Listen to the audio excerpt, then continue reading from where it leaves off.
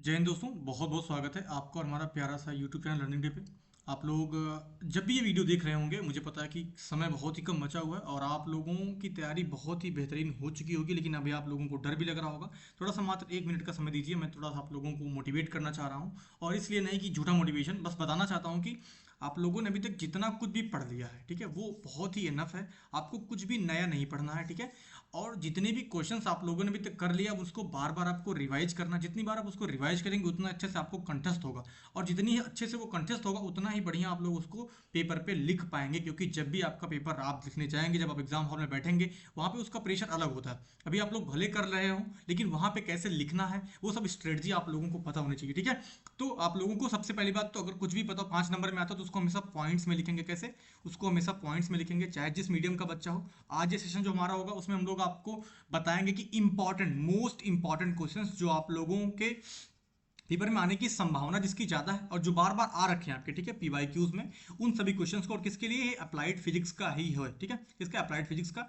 आपके पास समय बहुत ही कम है, लेकिन अगर आप लोगों के पास अभी जितना समय है उस समय को अगर आप सही से सदुपयोग करेंगे तो आपका पेपर इतना बेहतरीन होने वाला है। मुझे पता है कि अप्लाइड फिजिक्स थोड़ा सा टफ लग रहा होगा आप लोगों को, लेकिन उसी टफनेस को हम आप लोगों को आसान करना चाह रहे हैं, जिससे आप लोग अच्छे से पेपर में लिख करके आए, ठीक है। बाकी आप मोटिवेटेड रहिए और अपना हेल्थी जो है, मतलब हेल्थ जो आप एकदम बना करके रखिए।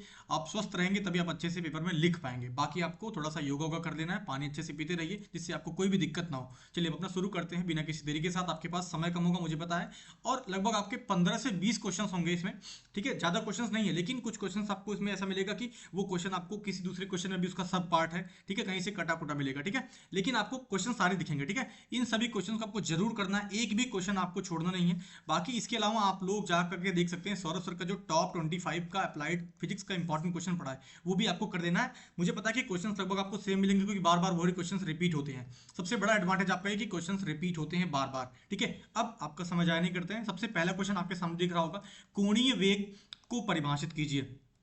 एंगुलर वेलोसिटी क्या होती है, और रेखीय वेग और कोणीय वेग में संबंध स्थापित कीजिए। लीनियर वेलोसिटी और एंगुलर वेलोसिटी में what is the relation between linear velocity and angular velocity. और आपको डेफिनेशन बता रहा, डिफाइन एंगुलर वेलोसिटी, ठीक है। यही क्वेश्चन है हिंदी मीडियम और अंग्रेजी मीडियम दोनों बच्चे आप लोग लिखेंगे, इंग्लिश मीडियम और हिंदी मीडियम दोनों के लिए। अभी क्वेश्चन मैं आपको इंग्लिश में भी दे दूंगा आगे, ठीक है, पीपीडी। अब देखिए अगला क्वेश्चन है कि न्यूटन का नियम समझाइए। न्यूटन लॉ आप लोगों को पता होगा, ग्रेविटेशनल का लॉ क्या होता है। पास देखिए, पास पास रखी हुई दो पुस्तकों में क्यों एक दूसरे से नहीं चिपकती। अगर दो पुस्तक यहाँ पे पास पास रखी तो वो एक दूसरे से चिपकती क्यों नहीं है, उसका रीजन बताना है। और कैपिटल जी और स्मॉल जी के बीच में आपको रिलेशन बताना है, ठीक है। Explain the Newton's law of gravitation, why two books kept at hand sick to one another obtain a relation between capital G and small g, ठीक है। ये अच्छे से आपको क्वेश्चन करके लाना है, क्योंकि ये 2 से 3 बार आपका रिपीट हो चुका है। रिपीट होने के चांसेस अधिक हैं, ठीक है, क्योंकि बार बार जो आता है इसका मतलब उनके दिमाग में हुआ कि ये क्वेश्चन बहुत इंपॉर्टेंट है। अगला क्वेश्चन है कि आपको बताना है कि व्हाट इज प्रेशर। दाब बताना, दाब की इकाई बतानी है, ठीक है। उसके बाद अब इसमें 3 तरीके का जो दाब है आपका, एटमॉस्फेरिक प्रेशर मतलब वायुमंडलीय दाब, फिर गेज प्रेशर, गेज दाब, उसके बाद परम दाब, absolute temperature, absolute pressure, sorry. इन तीनों की परिभाषा आपको बतानी है, समझाना है। इसको आप देखिए कैसे लिखेंगे पेपर में। सबसे पहले आप बताएंगे कि प्रेशर क्या होता है, हिंदी मीडियम अंग्रेजी मीडियम। यहाँ पर डिफिनेशन आपने मान लीजिए 2 लाइन लिख दी, ठीक है। उसके बाद अब इसके बाद आप उसको नीचे कहाँ लिखेंगे, इसके जस्ट नीचे आपको क्या लिखना है, यूनिट या फिर इकाई। ऐसे जैसे मैं बता रहा हूँ वैसे आपको इकाई लिखना है। फिर इसके बाद से आपको घसेट के यहाँ पे नहीं खत्म कर देना है, आपको इसको स्पष्ट दिखाना है। यहाँ पे आप लोग इसको ऐसा चाहें तो एक बॉक्स में बना सकते हैं, जिससे उनको दिखे क्लियरली कि आपने कुछ लिखा है और उनको समझ में आ रहा है। उसके बाद उसके बाद यहाँ पे आप बताएंगे कि एटमॉस्फेरिक प्रेशर क्या होता है, वायुमंडलीय दबाव क्या होता है, गेज प्रेशर क्या होता है।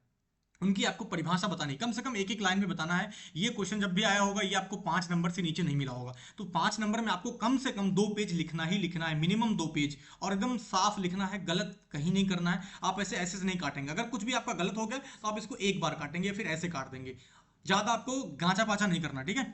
अब अगला क्वेश्चन है कि एक गोला, कैपिटल एम द्रव्यमान और आर त्रिज्या, आर रेडियस है, और कैपिटल एम जो है उसका एक स्फीयर दे रखा है, उसका कैपिटल एम मास है और आर उसकी त्रिज्या रेडियस है। क्षैतिज तल पे मतलब हॉरिजॉन्टल सरफेस पे रखा गया है। वी उसका जो है वो आपका क्या है, यहाँ पे लीनियर वेलोसिटी है, से वो क्या हो रहा है, लुढ़क रहा है। मतलब एक तरीके की आपका सर्कुलर मोशन का क्वेश्चन है। ये आपका ऐसा दिया है, यहाँ पे क्या रहा है, ऐसा लुढ़क रहा है, ये आगे की तरफ ऐसे जा रहा है। लुढ़कते गोले की संपूर्ण गतिज ऊर्जा की गणना कीजिए। आपको क्या बताना है, सॉरी, काइनेटिक एनर्जी आपको यहाँ पे कैलकुलेट करना है, ठीक है। किसके? इस लुढ़कते गोले की काइनेटिक एनर्जी आपको कैलकुलेट करनी है।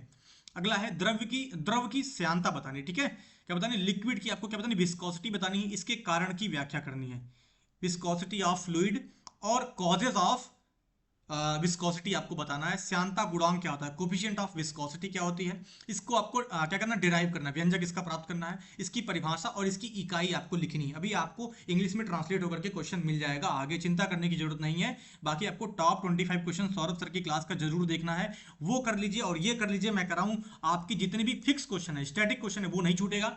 और सर ने शायद आपको न्यूमेरिकल भी बताया होगा कि 2 न्यूमेरिकल मिनिमम आपका आता है, एक 5 नंबर में आता है, कभी कभी 5 नंबर में आपकी थ्योरी आ जाती है, 3 के तीनों क्वेश्चन, ठीक है, जो आपका क्वेश्चन नंबर 5 वाला आता है। लेकिन अगर थियरी नहीं आई तो एक क्वेश्चन कम से कम 5 नंबर में न्यूमेरिकल रहेगा और आपका 2 नंबर में रह सकता है क्वेश्चन न्यूमेरिकल का, ठीक है, 5 में या फिर 2 में आपका न्यूमेरिकल जरूर रहेगा जहां पे आपको सॉल्व करना होगा। अब देखिए, गुरुत्वीय विभव मतलब ग्रेविटेशनल पोटेंशियल क्या होता है, एक द्रव्यमान m के रेडियस मतलब r दूरी पे, मतलब r डिस्टेंस पर गुरुत्वीय विभव मतलब आपका ग्रेविटेशनल पोटेंशियल का आपको व्यंजक का निगमन करना है, इसका डेरिवेशन करना है, किसका, ग्रेविटेशनल पोटेंशियल का, किसी भी एक सब्सटेंस का जिसका द्रव्यमान m है और वो r दूरी पे रखा गया है, इसका गुरुत्वीय विभव। और इसके बाद परिभाषा भी बतानी है किसकी, गुरुत्वीय विभव की। अब देखिए यहाँ पे 3 क्वेश्चन लगातार मैंने लिख दिया है, आपको ये क्वेश्चंस आगे मिल सकते हैं, पीछे मिल सकते हैं। आप इस पीपीटी को मतलब जब भी आप इस वीडियो को देखेंगे थोड़ा सा बढ़ा करके बीच बीच में आप देख सकते हैं कि सर ने क्या बताया था। जैसे एंगुलर मोमेंटम क्या था, मतलब कोणीय संवेग क्या होता है, और law of conservation of angular momentum मतलब इसके संरक्षण का आपको नियम बताना है उदाहरण के साथ, ठीक है। उसके बाद अगला question, how does the value of small G acceleration due to gravity कैसे प्रभावित होती है जब कोई एक बॉडी, कोई एक ऑब्जेक्ट जो है वो हाइट h पे किसी अर्थ सरफेस से रखा जाता है, हाइट h मतलब इसकी ऊंचाई पे रखा जाता है, तो वहां से उसकी ग्रेविटेशनल वैल्यू क्या होगी, मतलब एक्सेलरेशन ड्यू टू ग्रेविटी क्या होगी, ठीक है। और तीसरा क्वेश्चन है कि इलास्टिसिटी किसे कहते हैं, स्ट्रेस और स्ट्रेन क्या होता है, स्टेट हुक्स लॉ का आपको संबंध बनाना है, इसका आपको डिराइव करके बताना, समझाना अच्छे से, और डिफाइन मॉड्यूलस ऑफ इलास्टिसिटी, ठीक है। चलिए अब देखिए, कोणीय संवेग, उसका कोणीय संवेग का संरक्षण, अभी जो क्वेश्चन मैंने आपको दिखाया एंगुलर मोमेंटम और law of conservation of angular momentum, यही है, आपको उदाहरण सहित बताना है, ठीक है। चलिए इस बार क्या है, श्यानता गुणांक का सूत्र लिखकर इसे परिभाषित कीजिए। अभी ये क्वेश्चन सेम पीछे था, स्टोक्स लॉ सेम पीछे था, तो ये क्वेश्चन मैं काउंट नहीं करूंगा। आप क्वेश्चन को काउंट मत करिए कि सर ने क्वेश्चन बहुत ज्यादा बता दिया, ये मोस्ट इंपॉर्टेंट क्वेश्चन है, इनके आने की संभावना आप जान लीजिए कि 90% से भी ज्यादा है, 90% से ज्यादा। बस 10% में कह सकते हैं कि कोई 2-3 क्वेश्चन 4 क्वेश्चन ना आए, लेकिन आपके 6-7 क्वेश्चन तो एज इट इज आने वाले हैं, मुझे ये गारंटी, क्योंकि बार बार क्वेश्चन यही आते हैं। उसके बाद आपका कि प्रत्यास्था प्रतिबल विकृति को परिभाषित कीजिए। ये भी आपका थर्मल प्रॉपर्टी ऑफ मैटर ही है, से क्वेश्चन आता है आपका। और उसके बाद हुक का नियम क्या होता है, हुक्स लॉ बताना है, और प्रत्यास्था गुणांक क्या होता है, ये दोनों आपको बताना है। क्या बताना है, हुक्स का नियम क्या होता है, इसका डिफाइन कर दीजिए आप अच्छे से, इसका फॉर्मूला लिख दीजिए। प्रत्यास्था गुणांक क्या होता है, और इन तीनों की परिभाषा क्या, प्रत्यास्था का, प्रतिबल का और विकृति की डेफिनेशन आपको बतानी है। उसके बाद आता है आपका कि मूल राशियां क्या होती हैं, फंडामेंटल यूनिट्स, देखिए फंडामेंटल क्वांटिटीज क्या होती है, और right there SI units and symbols, आपको जितनी भी हैं, चाहे वो आपको करंट का लिखना हो, आपको वहां पे मास का लिखना हो, लेंथ का लिखना हो, सब आप लिख करके आएंगे, टाइम का सारा जितना फंडामेंटल क्वांटिटी आपको लिख करके आना है, ठीक है। अब देखिए जो क्वेश्चन मैंने सबसे पहला वाला बताया था कि रेखीय वेग और आपका कोणीय वेग में क्या रिलेशन होगा, इसकी परिभाषा आपको बताना, ये भी आना चाहिए। और देखिए रेखीय वेग और कोणीय वेग की परिभाषा, ये क्वेश्चन फिर से रिपीट हो गया, मैंने बताया था ना, ये क्वेश्चन आपका रिपीट हो सकता है या फिर किसी का सब पार्ट हो सकता है। अभी जब अंग्रेजी मीडियम वालों को मैंने बताया था कि पृथ्वी से अगर h हाइट पे मैंने कोई ऑब्जेक्ट रखा है तो यहां से एक्सेलरेशन ड्यू टू ग्रेविटी निकालने का आपको बताना है कि पृथ्वी की सतह से h ऊंचाई पर एक वस्तु रखी है, इस स्थिति में गुरुत्वीय त्वरण g का मान कैसे प्रभावित होगा, ये आपको बताना है। अगला क्वेश्चन है कि धातु की क्षण के लिए उष्मा चालकता आपको बतानी है, इसका आपको डेरिवेशन करना है, ठीक है, उष्मा चालकता गुणांक का, ठीक है। और उसके बाद यहाँ पे थोड़ा सा सब पार्ट है कि पटरियों को जोड़ों पर अलग क्यों रखा जाता है, पटरियों को जोड़ों पर अलग क्यों रखा जाता है, ये बहुत ही इंपॉर्टेंट क्वेश्चन है, क्योंकि ये थोड़ा सा कॉन्सेप्चुअल है। जो बच्चा इसको अच्छे से पढ़ा होगा, ये थर्मोडायनेमिक्स में पढ़ा जाता है, तो आपको अच्छे से तैयार होगा। थर्मल प्रॉपर्टी में भी दोनों को मिला करके ये कंबाइन एक तरीके से कह सकते हैं क्वेश्चन है। उसके बाद है आपका कि बर्नौली थ्योरम, ये तो आप लोग एकदम रट चुके होंगे। अब इसका क्वेश्चन मैं काट ही देता हूं, क्योंकि ये क्वेश्चन मैं काउंट ही नहीं करूंगा, आप लोगों ने इसको तक एकदम रट लिया होगा, समझ लिया होगा, एकदम से कई बार लिख लिया होगा, प्रैक्टिस कर लिया होगा। ये वीडियो उन बच्चों के लिए भी है जिन्होंने अभी तक सारे क्वेश्चन अच्छे से प्रैक्टिस नहीं करे हैं, उन्होंने अच्छे से अपनी तैयारी नहीं करी है, तब भी आप आराम से इन सभी चीजों को एक बार गो थ्रू कर लेंगे तो आपका पेपर बहुत बेहतरीन होने वाला है, ठीक है। आपके हर्षित सर का ये वादा है कि अगर आप लोगों ने इतना अच्छे से सारे क्वेश्चंस कर लिए जितना आपको मैं बता रहा हूं, आप लोग तो पास आराम से हो जाएंगे, उसमें कोई संदिग्ध करने वाली बात नहीं है, बिल्कुल भी नहीं। अब एक क्वेश्चन है कि एक ठोस के रेखीय क्षेत्रीय और आयतन, मतलब आपको यहाँ पे एरिया और उसके बाद लीनियर मतलब 1D 2D और 3D मतलब वॉल्यूम में भी बताना है, रेखीय बताना और क्षेत्रीय बताना है।